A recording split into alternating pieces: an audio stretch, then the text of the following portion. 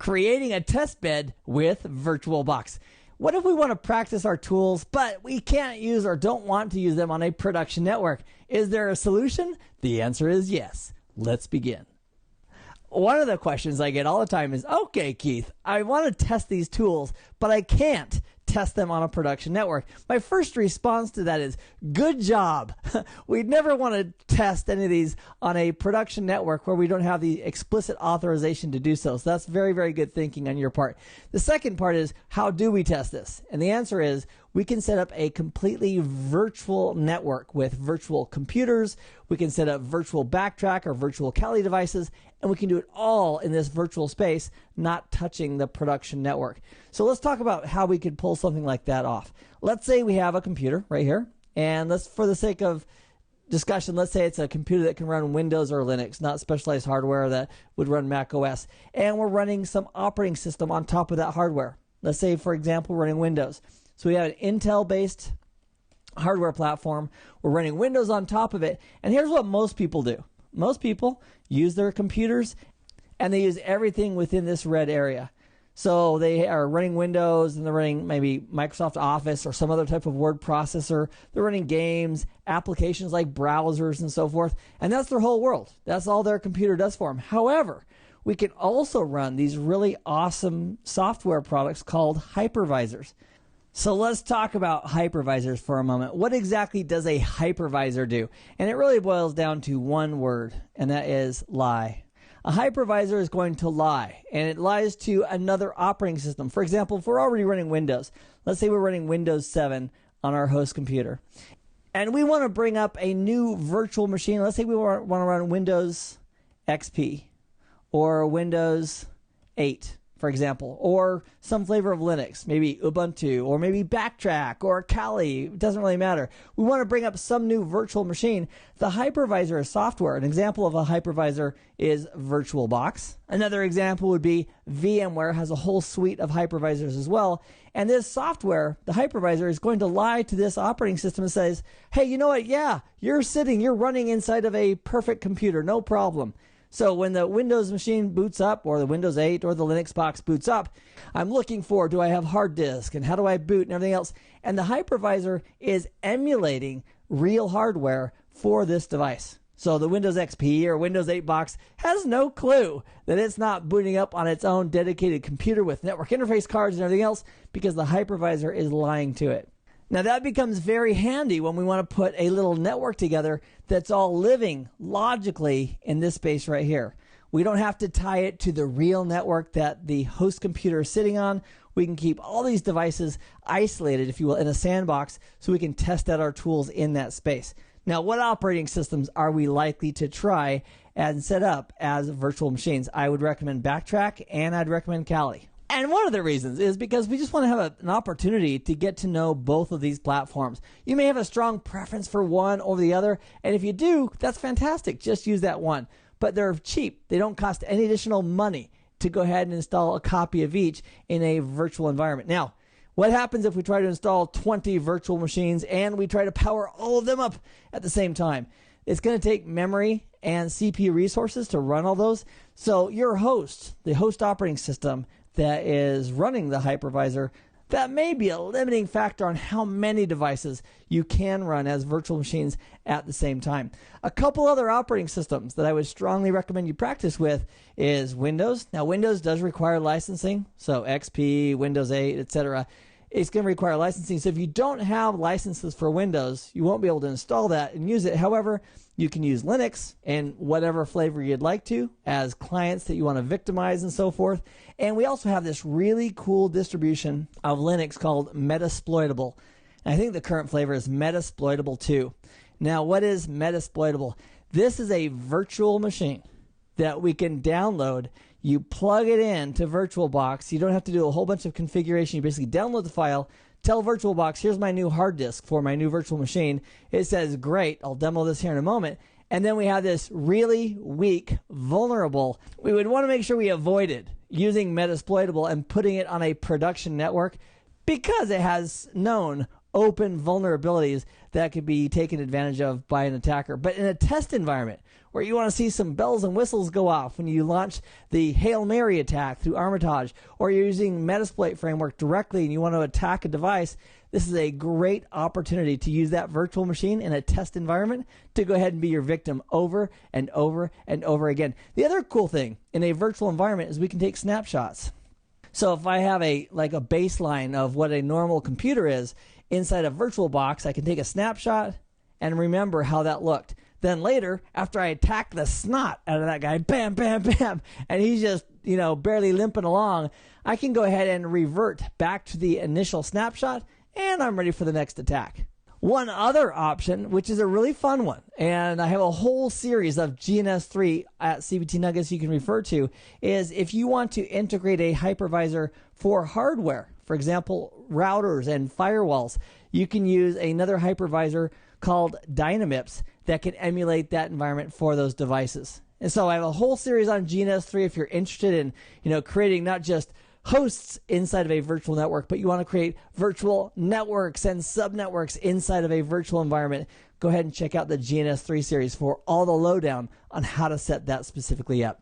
For now, let's go ahead and take a look at how easy it is to get VirtualBox up and running and to add new hosts into our virtual environment. One of our first things we'd want to do if you want to use VirtualBox is to download the software, and VirtualBox, the hypervisor, is absolutely free. It's fantastic. So I just did a Google search for VirtualBox, and we have this ad related to VirtualBox, and here's the actual location I would go to. This is https www.virtualbox.org, and let's go ahead and just double check that real quick. And that looks really great. So we wanted to download this. We go to the download section and simply download the one that fits our needs for Windows, for Mac, for Linux, etc.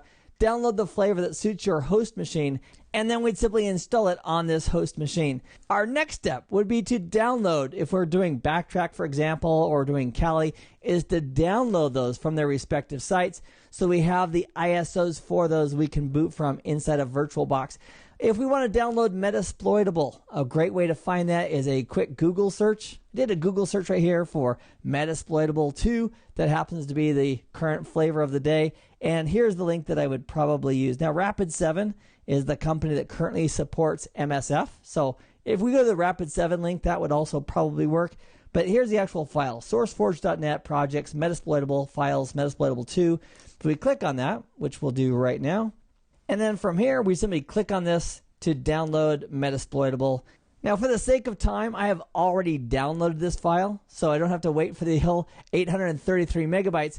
But once I have this file in place, and I've also got VirtualBox installed, let me walk you through how simple it is to add this virtual machine, this Metasploitable, into VirtualBox. After downloading Metasploitable 2, I then extracted it and I copied the contents here to this Metasploitable folder, and the actual result is 1.9 gigs, this VMDK, this virtual hard disk, if you will, that we can use inside of VirtualBox.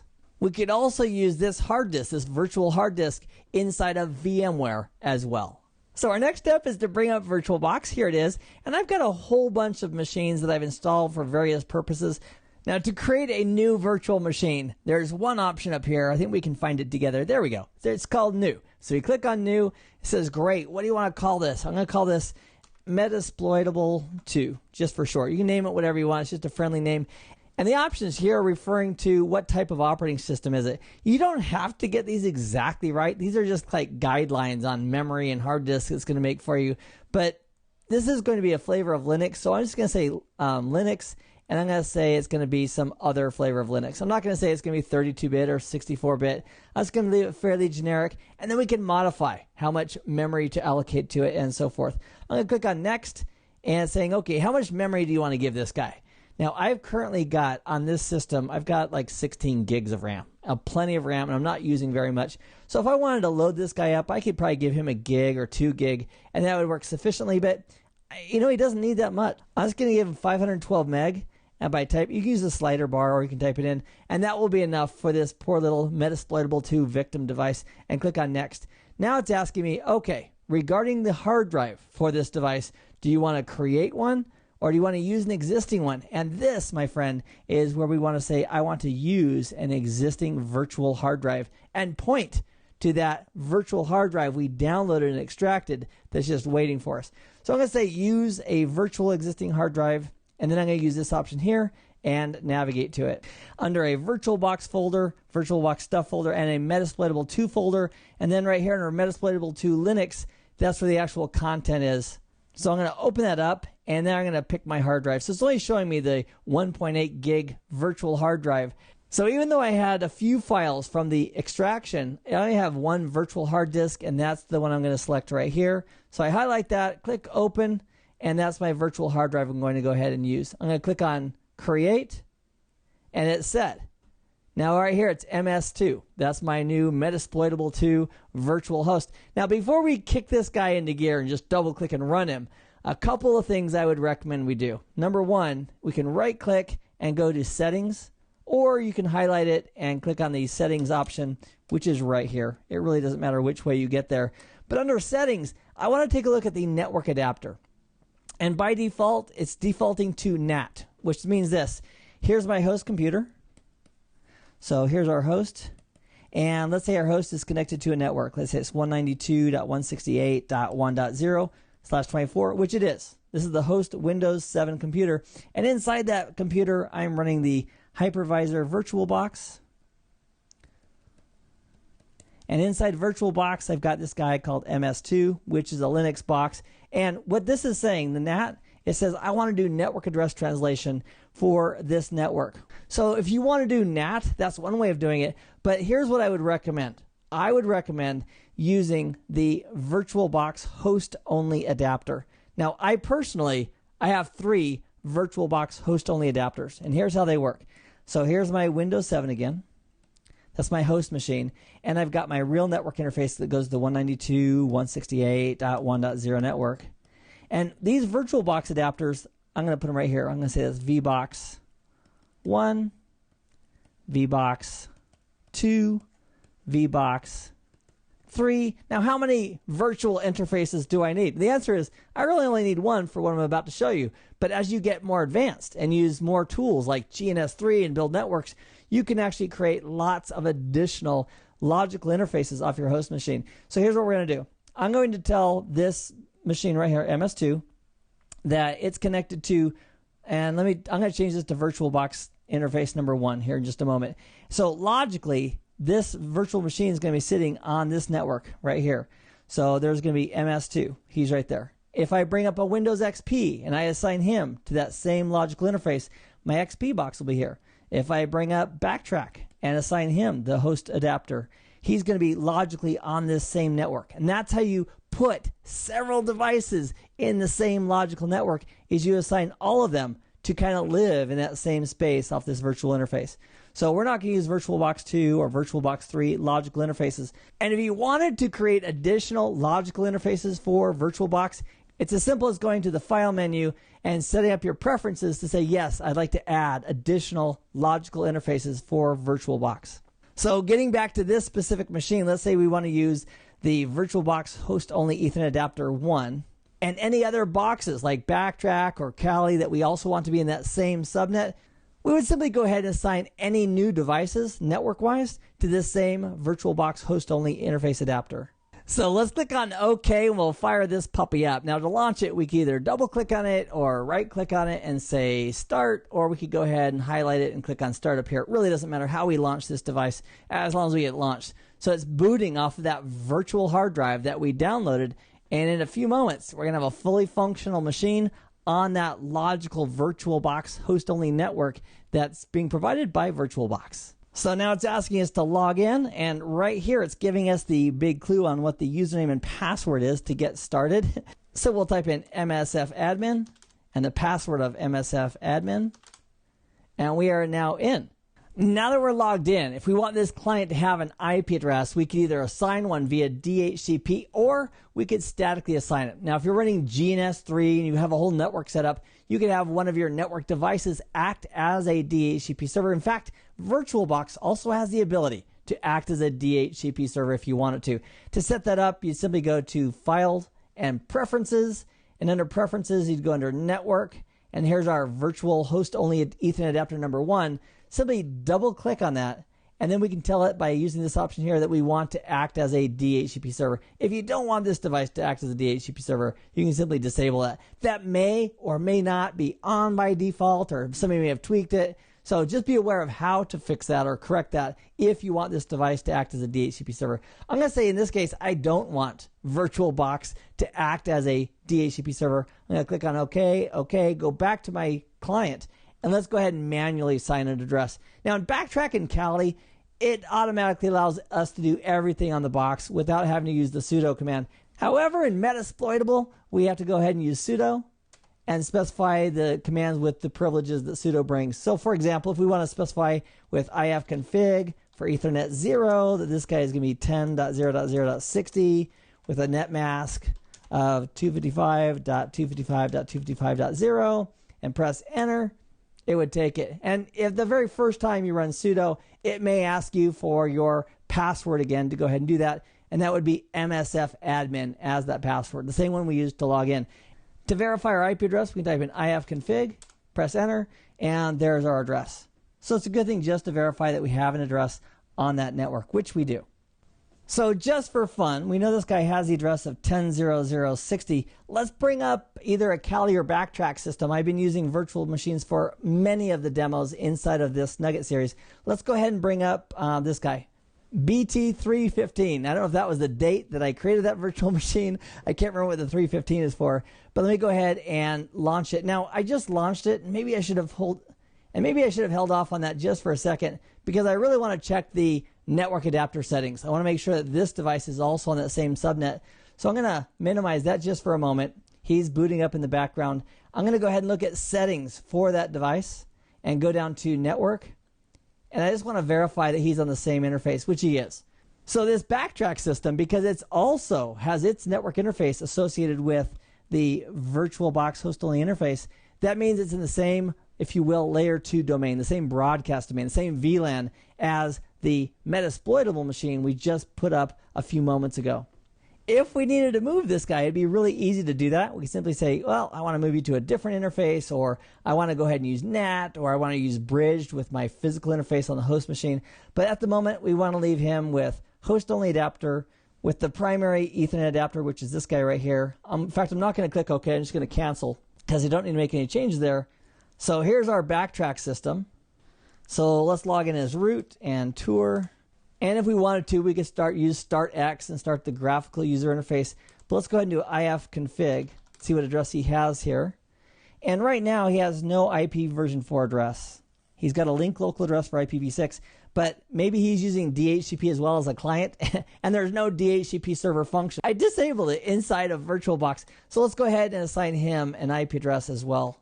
So to do that, we're going to type in ifconfig. I don't need the sudo in Kali or in Backtrack. So use ifconfig for Ethernet 0, and let's give him 10.0.0.61, and I'm going to use a /24. So the command on the Metasploitable machine, I actually typed in netmask, and I put the dotted decimal mask in.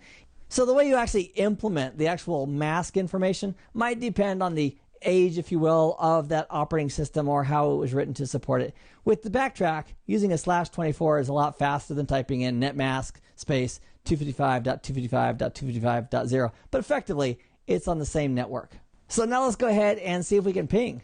Let's go ahead and ping 10.0.0.60, press enter, and sure enough, that is our Metasploitable virtual host that is responding back to us. So now that we know we have reachability, we can now go ahead and start any of our discovery tools like Nmap or Armitage or any other tools that we'd like to against this device.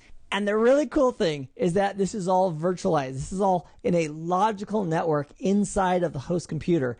And if we wanted to bring in 2 or 3 or 4 more devices based on how much memory we have on the host computer, it's very likely we could bring up many different devices as we start using and testing in a safe environment our penetration testing tools. In this video, we've identified one method of practicing with penetration testing tools in a safe environment. How? By creating a virtual network and placing virtual hosts in that network that are all within our control and not leaking any of that into any production network to keep us safe. I've had a great time. I appreciate you joining me. I hope this has been informative for you, and I'd like to thank you for viewing. Describe and detect a rootkit. Let's begin. Our objectives in this nugget are really simple. We want to be able to use some tools to detect a rootkit. So to do that, we're going to identify what exactly is a rootkit, and then what are some tools that we could use inside of Backtrack or Kali to go ahead and identify that there's one currently running. So let's start off with what exactly is a rootkit. Now, sometimes it's written like this, a rootkit, and it's really a derivative of two basic words. One is root, which is King Kong rights on a system like a Linux system, and then the kit would be software that provides you that access.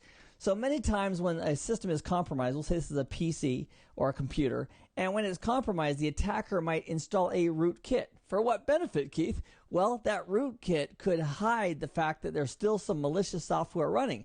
And that malicious software might provide a backdoor for the attacker to get back in, or maybe it builds a tunnel back to the hacker machine, or perhaps it leaves some open ports that are simply listening so the attacker can go ahead and connect to that machine in the future. So at the end of the day, the rootkit, although it doesn't have to be a malicious rootkit, it generally is, because generally it's implemented by someone who is an attacker or a non-authorized individual, and it's usually associated with malware of some type. So the question is, if there was a rootkit running on your computer, would you know about it? And the answer is very likely no. It simply runs and it's being hidden by the processes that are protecting it. So what do? Maybe just hope that we don't have a rootkit running, or perhaps we could check temporarily. Or if we're in a hostile environment and we've had our system exposed on that network, we might want to check periodically to see if there's a rootkit. And these tools, RK Hunter and CHK Rootkit, are two tools that we could go ahead and use. If for some reason both tools weren't installed, for example, maybe we're on a new release of Kali and it didn't include one, it had one but not the other, we could still install it. We just use the command apt-get install, and then the name of the program, RK Hunter, as an example, and that would install it for us. So even if, for example, some future distribution of Backtrack or Kali Linux doesn't contain these commands, it's very, very easy to install if we've got connectivity to the internet. For this demonstration, let's go ahead and use Backtrack. Now, how do we identify all the packages that are installed? Now, occasionally, we should do an apt-get update and an apt-get upgrade to make sure we're up to date. But how do we know what packages are installed? One way to find out is use this command right here. It's dpkg space -L as in Larry. And what that's going to do, it's going to list all the packages that are currently installed on this Backtrack system. The same thing would result on the Kali system. It'd show you a list of everything that's currently installed. Let's go ahead and press enter. And when we do, it's in alphabetical order. And if we scroll up, there's just hundreds and hundreds of packages. Now, a lot of these are attack tools, and other are just core packages that are used by the Linux distribution. And if we wanted to get more granular, we could go ahead and pass that through grep. For example, if we wanted to find out, I wonder if RK Hunter, the program, is installed on this Linux distribution, we could simply find out by doing the same command, but using grep, and say I want to go ahead and search for RK Hunter, just like that. And because it doesn't show up out of that, that would imply, as long as I did my typing correctly, that RK Hunter is not installed. If we want to check for the other rootkit checker, which is CHK Rootkit, we can just go ahead and remove RK Hunter and put CHK Rootkit there, press enter, and sure enough, it is installed. So the key is here, whether you're running Kali or Backtrack, whether or not both of these or one of them is installed by default, it doesn't limit you from using it, because if you're connected to the internet, we can go ahead and install the other one. So in this case, we've got CHK Rootkit is installed by default. It appears on this distribution that RK Hunter isn't, so we could go ahead and install RK Hunter if we wanted to go ahead and use it. Now the next question is, we know that CHK Rootkit is installed, but where exactly is it? If we wanted to go find that folder, how would we find it? One way of doing that inside of a Linux operating system is typing in the word locate and then the name or the string that you're looking for. If we press enter, it's going to respond with every time that string shows up. So the output is kind of a dead giveaway that there's this folder called checkroot under pentest, forensics, and checkroot kit, where we very likely are going to find the executable for that. Now, on a Kali box, if we did the same command, would it be in the same folder? Unfortunately, no, because the Kali is a new distribution and they put stuff in different locations. So how could we find it? The same way. Just type in locate, and the output is going to be an indicator of where that's installed. So if we wanted to run this, there's two possibilities. One is we could just type in chk rootkit, press enter, see if it works, or we could go ahead and include the full directory and then run the executable, or we could change to that folder and then run the executable from that folder. So let's do this. Let's change to that folder by doing a cd and then pentest, forensics, chk rootkit. And now that we're sitting in that folder, we could execute chk rootkit from that folder. Now to do that, if we use a /, that means, okay, from the folder I'm currently sitting in, let's go ahead and run chk rootkit. And the -h, you already know what that's about. That's going to give us the help for the various switches that we can use with this program. And based on the example here, it looks like we can just type in chk rootkit and press enter, and these brackets represent optional components that we could go ahead and put in. So if we just typed in chk rootkit, it would go ahead and run it, and based on what it checks for, could help us identify potentially if there's a rootkit running on this backtrack system. So let's go ahead and do it. We'll go ahead and take off the -h, press enter, and that simply runs the actual program called chk rootkit. And this way, if there are any rootkits that it recognizes, it can help us by making us aware of those rootkits. Another thing this does for us, if we scroll up a little bit, if we're interested in digging deeper into any specific rootkits that are out there, look at this, it's giving us a whole bunch of different names. We have the we have the Romanian rootkit, we have the gold rootkit, and with knowing that these rootkits exist, we could then Google those rootkits and find out more information specifically on what they do and how they were implemented. Now for the other tool, RK-Hunter, we already identified that it was not installed. So if we wanted to add it, it'd be so simple. We're just going to use apt-get, say install, the name of the program, and if that's a valid program that apt-get can go ahead and download and install, it'll go ahead and do it with a simple press of the enter key. So it actually got it, installed it, and now we can go ahead and run it. To run Rootkit Hunter, RK-Hunter, we simply type in RK-Hunter, press enter, and that's going to give us the options that we can go ahead and use with it. So if we scroll up just a little bit, here's the actual syntax that we're going to use. And so if we just want to do a basic check, we can go ahead and use a -C right here. And that will go ahead and check the local system. If we wanted to go ahead and do an update, if we scroll down a little bit, we have an option for update, which might be handy. In fact, let's do this. Let's go ahead and do an update. Even though we just installed it, let's go ahead and do an update. So if there's any new rootkits that are known by this application, we can check for those as well. So I'm going to simply go ahead and use let's go ahead and use the command RK-Hunter space --update to see if there is anything new and updated that we need to install. It'll go out and check. If there are no updates, it'll simply say no update, but check it out. We do have a new update right here. Fantastic. So now it's more current than it was a moment ago. And now we'll just run RK-Hunter -C for check, as in the local system. That was the -C. And it will simply go through and it will check for any known rootkits that this program is searching for. Everywhere it says not found, that's a very, very good sign.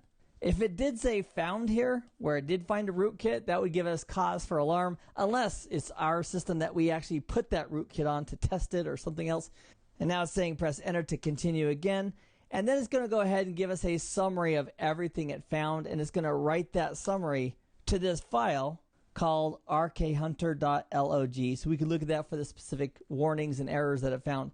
So in this case, as far as the rootkits, it checked for 245 different rootkits that it knows about. It didn't find any. There were some files, 4 out of 133 that it checked, that have some type of properties that it is concerned about. Not saying that they're malicious or they were put there erroneously, but that we might want to take a look at them to verify that they haven't been altered from their original state. And it checked for 4 applications, and it found 3 of them that may potentially be malicious. Now, this doesn't mean it really is a malicious application that was put there, but based on what it was looking for, it's giving this as a red flag of something we might want to check. And again, all of that detailed information is in the rkhunter.log file. Now, on this system of Backtrack that I'm currently running on, it's very unlikely that I have any malicious code, because all of the demonstrations I've done in this entire Nugget series have been in a sandbox, in a protected network behind network address translation. So it's very unlikely that there's been a rootkit installed on this system. In this video, we've taken a look at the idea of a rootkit, which is usually malicious. It's software installed. That's the kit portion of it. providing root access to the attacker. And that can be done by the PC initiating connections out to the attacker, or it can simply have open ports that would allow the attacker to initiate a connection to that device and maintain his privilege level on this compromised system. How do you know if there's a rootkit running on a computer? Well, on a Linux distribution, there's two tools that we discussed in this nugget, and they are RKHunter and CHK Rootkit for check rootkit. Either one of those is going to check a laundry list of well-known rootkits to see if there's any telltale signs running on a given system.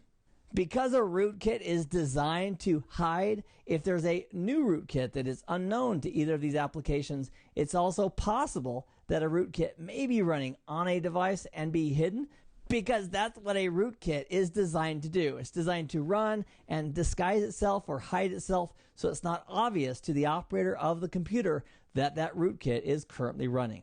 I've had a lot of fun. I'm glad you joined me. I hope this has been informative for you, and I'd like to thank you for viewing.